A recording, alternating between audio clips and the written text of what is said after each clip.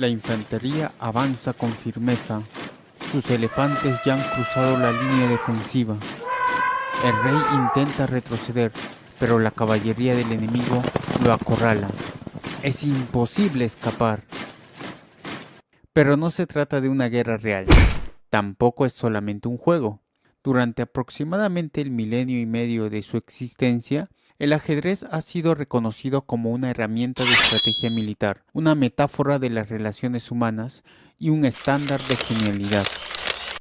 Si bien los primeros registros sobre el ajedrez se encuentran en el siglo VII, la leyenda cuenta que los orígenes del juego se remontan a un siglo atrás. Se cree que cuando el príncipe más joven del Imperio Gupta fue muerto en batalla, su hermano ideó una forma de representar las escenas para consolar a su madre, en un tablero Ashtapada de 8×8, usado en otros pasatiempos populares. Nació un nuevo juego, con dos características esenciales: diferentes reglas para mover distintas piezas y una pieza particular, la del rey, cuyo destino determina la victoria.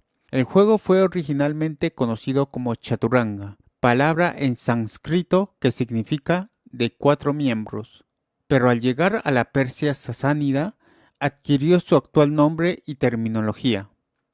Chess deriva de chas, que significa rey, y checkmate, de Shahmat, o el rey está indefenso. Tras la conquista islámica de Persia en el siglo VII, el ajedrez se introdujo en el mundo árabe, trascendió su función de simulacro estratégico y luego se convirtió en una fuente prolífica poética. Diplomáticos y cortesanos empleaban términos del ajedrez para describir el poder político. Los califas en el poder se volvieron ávidos jugadores. El historiador Al-Masudi consideró que el juego era un testamento del libre albedrío de los hombres, en comparación con los juegos de azar. El comercio medieval, a lo largo de la ruta de la seda, llevó el juego a Asia Oriental y a Asia Sudoriental, donde se desarrollaron múltiples versiones locales. En China, las piezas se posicionaban en las intersecciones de los cuadrados, no dentro de ellos, como en el juego local de estrategia Go.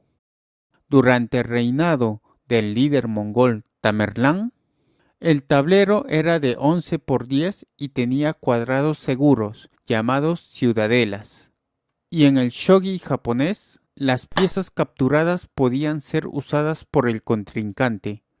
Pero fue en Europa donde el ajedrez comenzó a tomar su forma actual. Para el año 1000 después de Cristo, el juego era parte de la educación de la corte.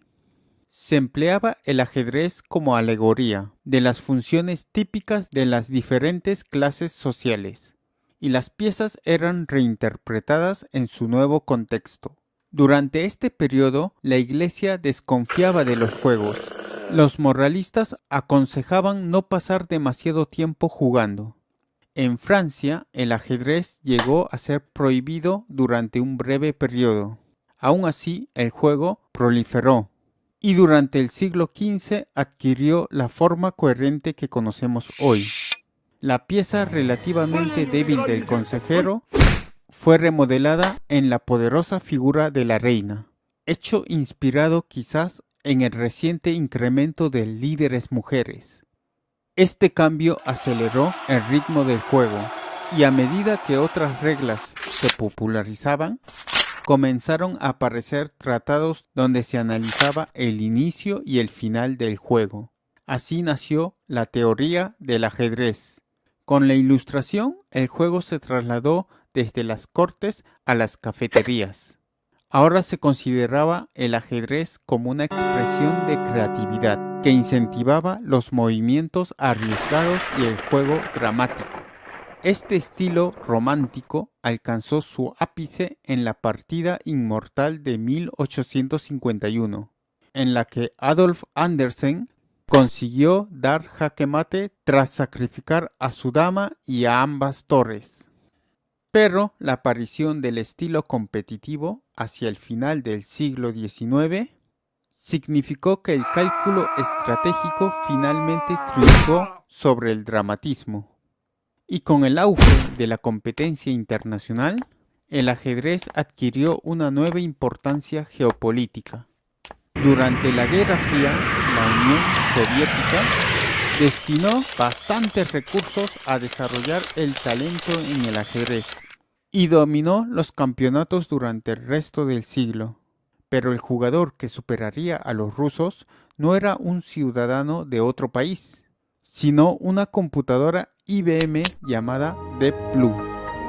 Las computadoras jugadoras de ajedrez habían estado desarrollándose por décadas, pero la victoria de Deep Blue contra Garry Kasparov en 1997 fue la primera vez que una máquina vencía a un campeón mundial.